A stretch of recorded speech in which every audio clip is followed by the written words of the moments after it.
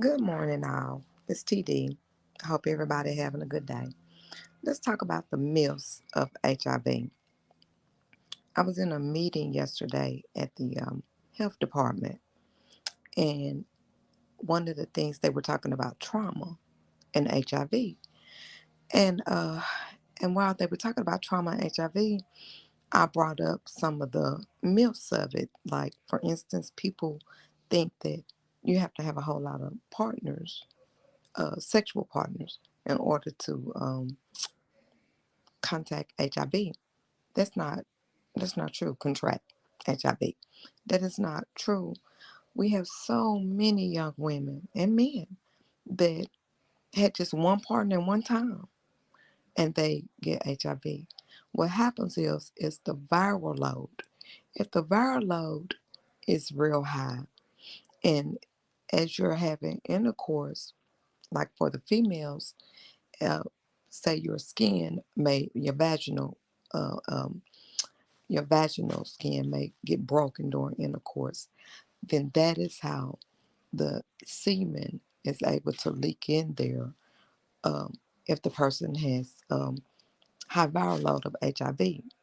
If that person has HIV, but they're on their medicine, then more than likely they have zero viral load or less than 200 copies.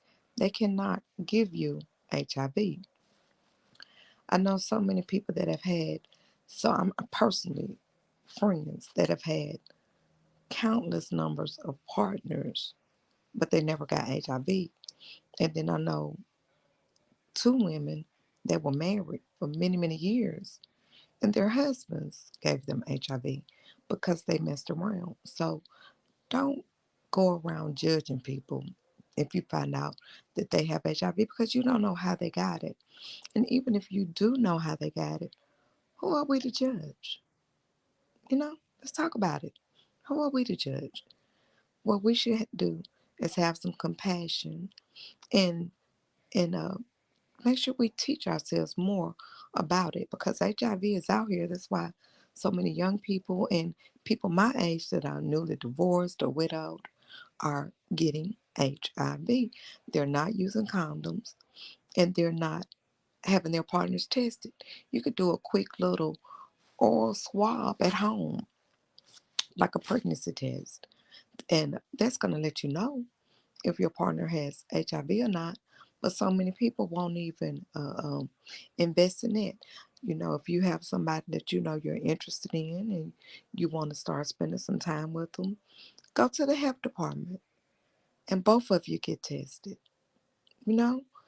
And but if you don't do any of those things and you end up with HIV, don't be angry with them because you could have been proactive and not reactive. And it's up to you to protect your body, you know? And if you do get HIV, there are so many good medications out here now. It's not like it was 20 years ago when I first became a nurse. It's not. There's so many good medicines out there now. So if you go and you contract HIV, go ahead and sit down with a counselor. Sit down and the sooner you start treatment, the better. You want to get on a good medication, get on a good daily regimen. Back in the day, you had to take like 20 pills, 2 and 3 times a day. I had a friend that died of complications of AIDS. And because HIV and AIDS are two different things. AIDS is when your CD4 count is below 200.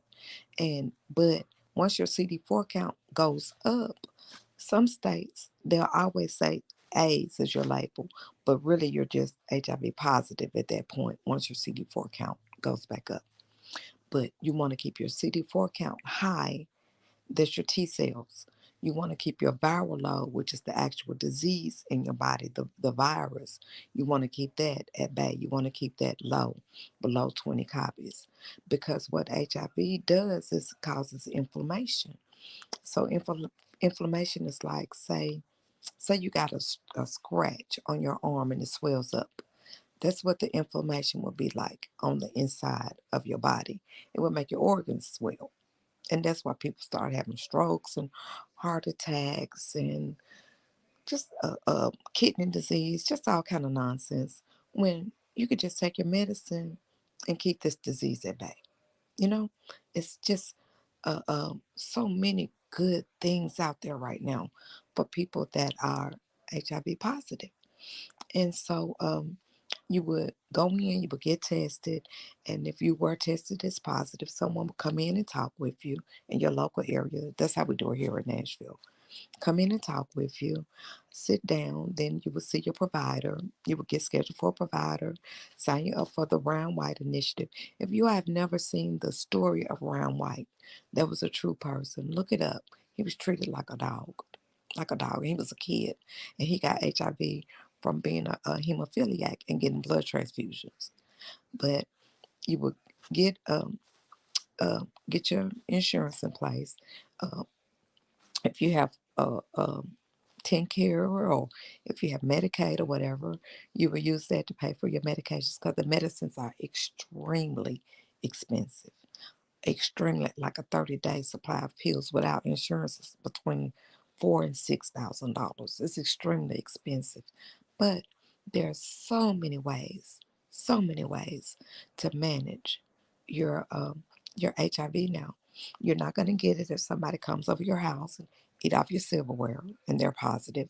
You're not going to get it if you drink behind somebody with it and you drink water. You can't even, it's not enough of it that can even live in the saliva to give you HIV. They would have to have a lot of lesions in their mouth in order to be able to give you HIV, even doing oral sex. They would have to have a lot of lesions. So there's so many myths out there, and I just really, really want you all to kind of educate yourself as much as possible so that you will know what's going on with HIV in your body. And periodically, at least once yearly, women and men, even if you're in a committed relationship, when you get your annual visit, and when you get your pap smear, go ahead and let them do a whole STD um, um, consult on you. Go ahead and let them test for HIV, test for herpes, test for hepatitis, test for gonorrhea, chlamydia, trichomonas. Go ahead and let them do it. It won't hurt. What would it hurt? And it's better to know than not to know because a lot of these diseases can cause cancer. HIV is not the only bad thing that's out here. It's not. But it can be handled and people can live a normal life. They can live a long life. Back in the day, when I first went into the field, people were dying 6 months to 2 years. Now, people living to ripe old ages, because the medicine is only getting better. So, I just want you all to educate yourself. It's a young lady named Gina Gina Chu or Gina Two.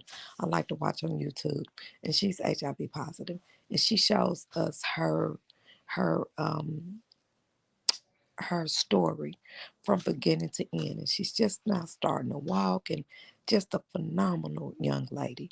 So if you get a chance, look her up.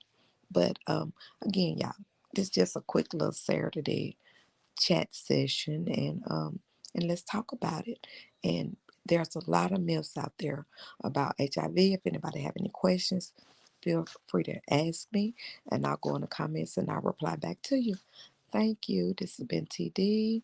Enjoy your day, enjoy your Saturday, and let's love each other, y'all, and let's talk about it. Bye.